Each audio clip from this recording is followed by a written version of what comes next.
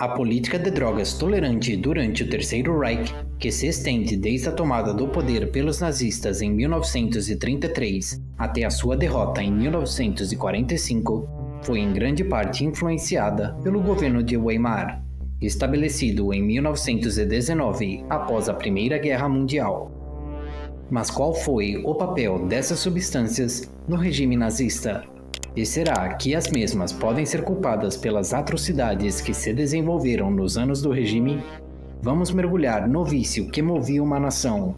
Hoje, no Historiando por Aqui.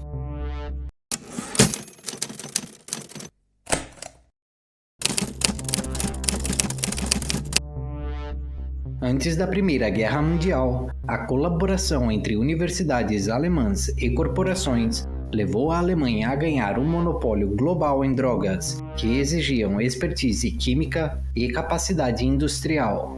As empresas alemãs, apoiadas pelas receitas das vendas de morfina, alcançaram sucesso no alívio da dor e na supressão da tosse, com a Bayer avançando notavelmente com a heroína, que era legal na Alemanha até a década de 1950.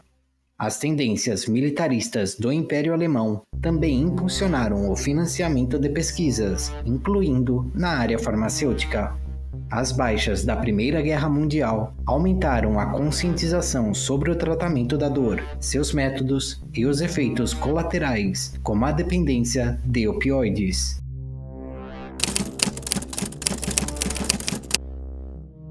As experiências da população alemã durante a Primeira Guerra Mundial levaram tanto o governo de Weimar quanto o nazista a adotar uma postura tolerante em relação ao uso de drogas para o alívio da dor, melhoria de desempenho e prevenção de abstinência. A maioria das drogas era permitida universalmente ou com prescrição médica. Muitos viciados na Alemanha nas décadas de 1920 e 1930 eram veteranos de guerra que necessitavam de drogas viciantes para alívio da dor, ou profissionais de saúde com acesso a elas. Na era de Weimar, o vício era visto como tratável.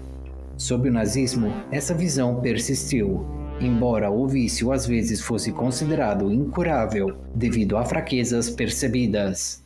Os sintomas do vício muitas vezes eram atribuídos a outras condições, que às vezes eram diagnosticadas de forma pseudocientífica.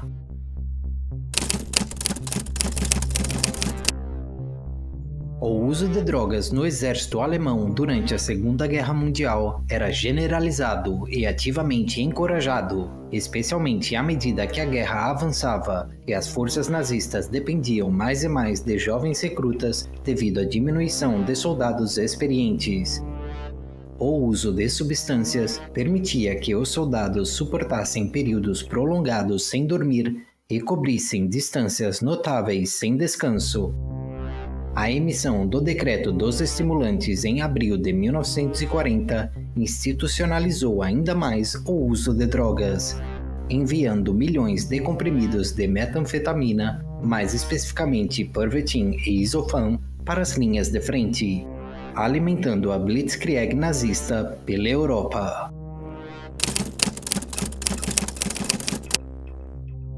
Em 1938, o Pervitin, uma metanfetamina recém-desenvolvida pela Tendler Pharma em Berlim, ganhou popularidade na Alemanha, especialmente entre trabalhadores de turnos noturnos e usuários recreativos, por sua capacidade de aumentar a alerta, confiança e concentração, enquanto reduzia a dor, a fome e a fadiga.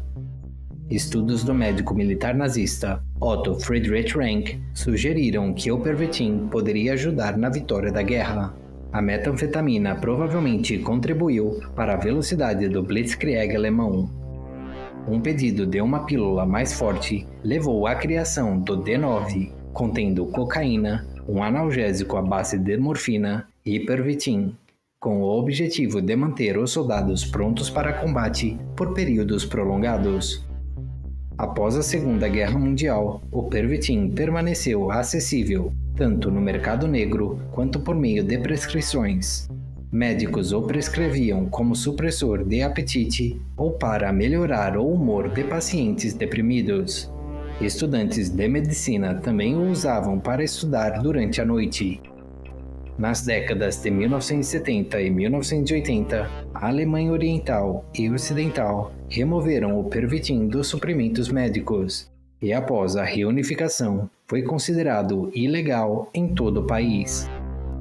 Atualmente, a metanfetamina cristal, um derivado do Pervitin, ganhou popularidade na Europa e nos Estados Unidos, apesar dos esforços governamentais para proibi-la e erradicá-la.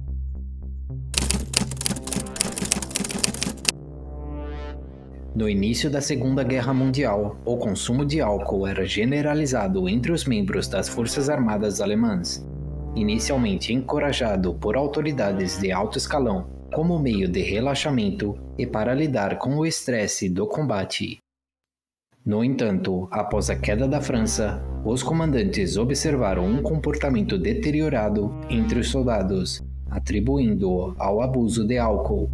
O alto comando concluiu que o abuso de álcool levava a sérias infrações de disciplina e moralidade. Em resposta, Hitler buscou controlar o abuso de álcool no exército, ameaçando punição severa para os infratores.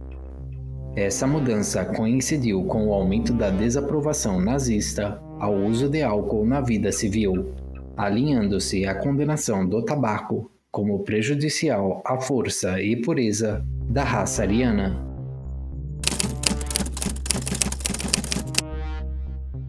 A extensão do uso de drogas por Adolf Hitler permanece um tema de debate.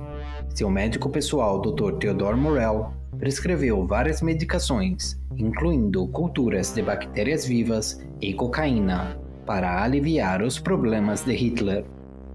Essa posição privilegiada permitiu a Morell reunir uma lista de clientes de elite, orgulhosamente reivindicando o título de médico pessoal do Führer. Enquanto alguns aliados próximos desconfiavam de Morell, Hitler permaneceu leal a ele. Narrativas como o hábito oculto de drogas de Hitler e drogas na Alemanha nazista de Norman Ohler afirmam que Hitler era altamente dependente de anfetaminas, levando a sintomas graves de abstinência no final da guerra.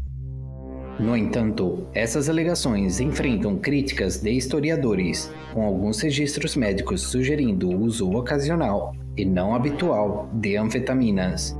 Tremores de Hitler no final da vida estão atribuídos tanto à doença de Parkinson quanto, segundo Ohler, exclusivamente ao uso de anfetaminas.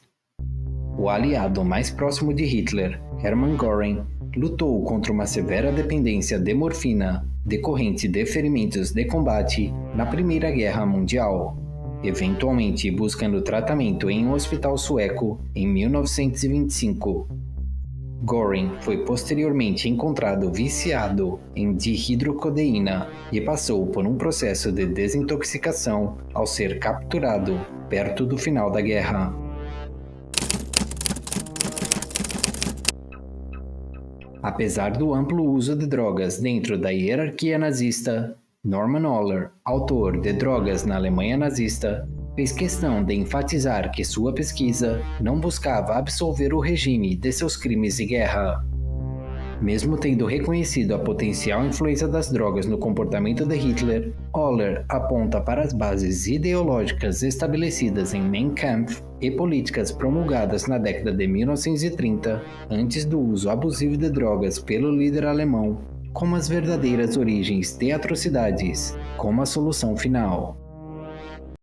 Se você quer ajudar o canal a crescer, não esqueça de curtir, se inscrever e ativar o sininho de notificações. Vejo vocês na próxima vez que estivermos historiando por aqui.